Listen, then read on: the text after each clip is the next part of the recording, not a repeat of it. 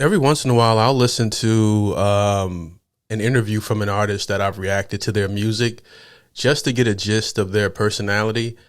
Some of you guys have grown up listening to these artists your entire life.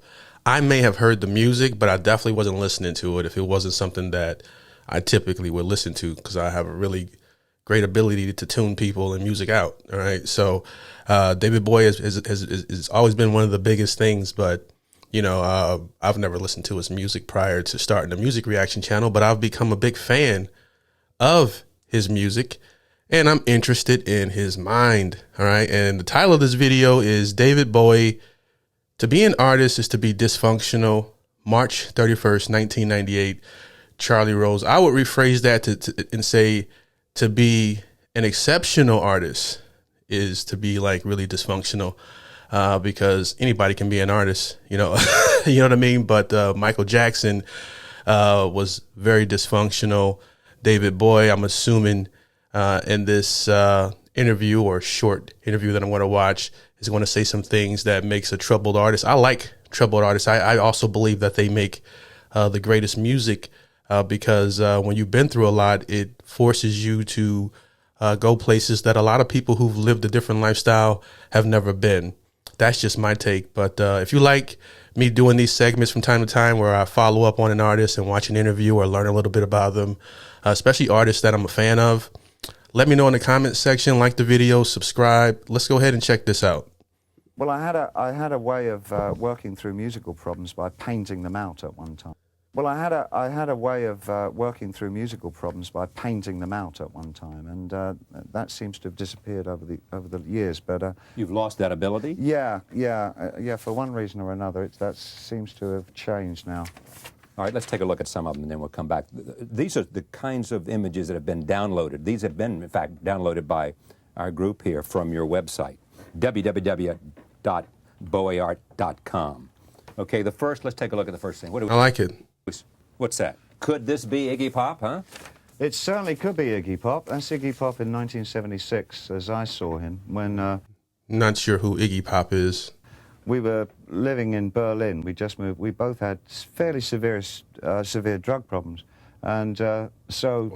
To rectify that, we moved to Berlin, the heroin capital of the world, which I guess in retrospect doesn't sound like a terribly sensible. No, it doesn't sound very smart to me. And that's a picture of Jim turning blue in his apartment. Oh, wow. So it's a dark image. Okay, so again, I'm not surprised that he can paint and do other things aside from make such music that, no two songs are alike with this guy. He's ultra creative and can tell that he's highly intelligent, very, very gifted in terms of his talents, even with this painting. All right, I can draw stick figures. Berlin.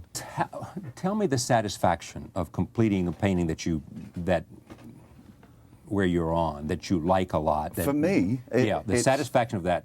For me, to be quite frank, it's finishing it so I can get on to something else. I mean, it's getting weird. through it? It's getting through it. It's the process. There's something in it that it just turns me to jelly. My heart and my mind just become... I can't explain it. It's a very strange feeling. I don't know why he strikes me as an asshole. Like if he was in McDonald's and they were annoying them, and they were annoying him or doing something that he didn't like, and say getting a coffee or something, not that he would eat from McDonald's, that he would actually cuss them out and tell them about themselves. I like people like that though, so I'm not saying but he strikes me as an intense individual. It's not particularly pleasant either. I can't really say that I enjoy. I can't really say that I enjoy music or painting in quite that. I mean, it's not like sex or something which you can kind of really enjoy. I knew you'd get back to sex. It's important. But there's something volatile, emotive, and something that makes me really quite angry about going through the process of both making music and doing visual arts. And, but visuals arts. But I guess that's my problem. No, but let's deal with your problem. But if you deal with my problem, I might not be able to do these things again. You see, I'm wary of analysis. Yes, sir. But let me point out to you, knowing your history and knowing your family and knowing your background, you have always resisted any notion that this creativity that you have comes from any sort of dysfunctional or... I get what he's saying a little bit when he's saying that he doesn't actually enjoy the painting when he's doing it. You know, it's more like once it's complete, he gets that satisfaction. But while he's doing it, it's not like a sense of enjoyment. That's kind of how I am with YouTube videos. I never enjoyed talking on a microphone or being in front of a camera. I just couldn't find anybody to film, so I had to film myself. But so I don't enjoy necessarily doing it, but I enjoy once the product is finished. So if I understood him correctly, all right, so I get it. But I like the part where he says, hey, don't fix it because then I won't be able to do it again. You know, I might not have that same process. Notion that this creativity that you have comes from any sort of dysfunctional or madness out of family. I think I've often wondered if actually being an artist in any way, any nature, is a kind of a sign of a certain kind of dysfunction, a social dysfunctionalism anyway. It's an extraordinary thing to want to do, to express yourself in such rarefied terms. I think I think it's a loony kind of thing to want to do. I think the saner and rational approach to life is to survive steadfastly and create a protective home and create a warm, loving environment for one's family and get food for them. That's about it. That's actually all. Anything else is extra. All culture is extra. Yeah. Culture is, that's, I guess it's a freebie. It's something that we only need to eat. We don't need particular color plates or particular height chairs or anything. I mean, anything will do, but we insist on making 1,000 different kinds of chairs and 15 different kinds of plates. It's unnecessary, and it's a sign of the irrational part of man, I think. We should just be content with picking nuts. Not mine, I might add. I don't know about that. Okay, I like variety.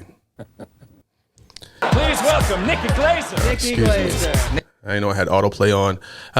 But yeah, he is very intelligent, and you can tell his mind really goes a lot of different places. So I can imagine what he's like in the lab, you know, and I just wanted to get a gist for who the artist is, and not shocked at all based off of this interview. So what do you guys know? Do you have any fun facts if you just so happen to be a David Bowie fan? That you want to let me know. I'll be reading them in the comments below.